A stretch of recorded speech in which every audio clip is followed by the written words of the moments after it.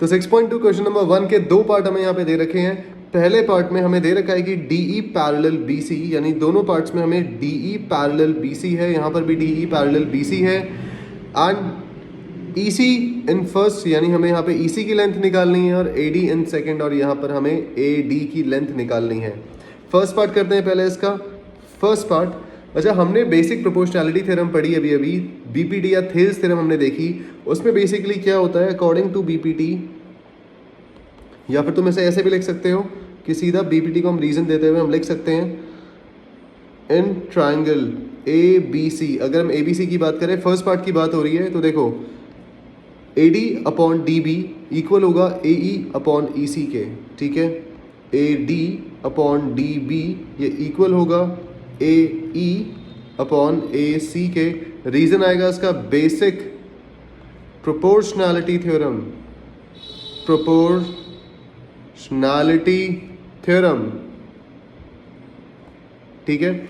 अब यहां से AD की हमें लेंथ दे रखी है 1.5 अपॉन DB की लेंथ हमें दे रखी है 3, ये हमारा AD DB, फिर 1 अपॉन x, इसको हम x मान लेते हैं, चलो ठीक है। तो ये इक्वल हो जाएगा AE हमें जो दे रखा है 1 सेंटीमीटर अपॉन x। इसके बाद यहाँ से इसको कर लेंगे हम क्रॉस मल्टीप्लाई। क्रॉस मल्टीप्लाई करने के लिए ये करे एक दूसरे से multiply, then 1.5x equal to 3 1 होता है 3, ठीक है।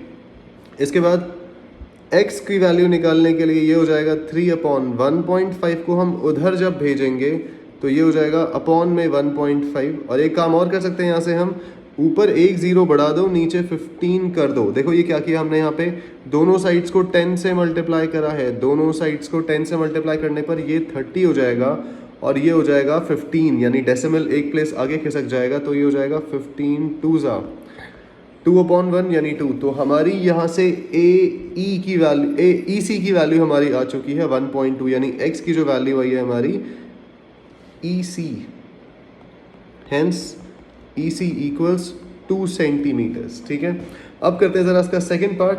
तो सेकंड पार्ट में भी हमें सेम चीज़ करनी है। अभी पहले एक लकीर बना देते हैं, ठीक है।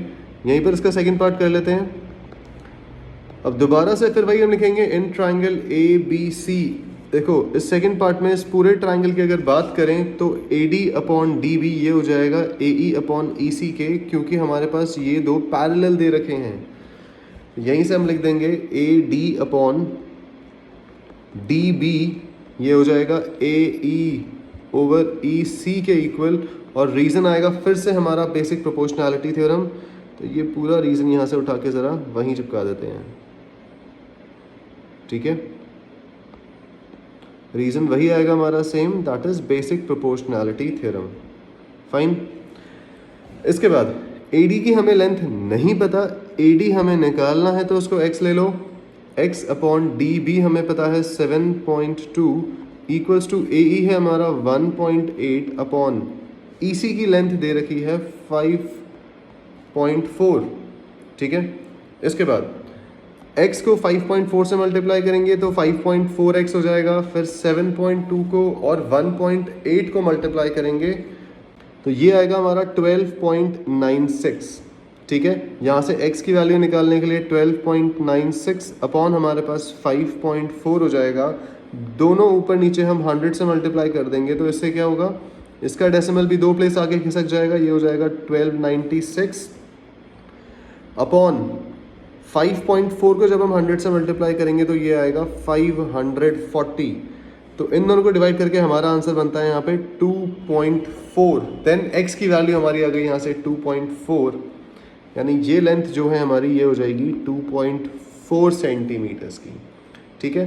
तो इस तरह से हम बेसिक प्रोपोर्शनैलिटी थ्योरम में BPT का यूज़ करते हैं। ये हमारा पहला क्वेश्चन था। अब बढ़ते हैं अगले क्वेश्चन की तरफ।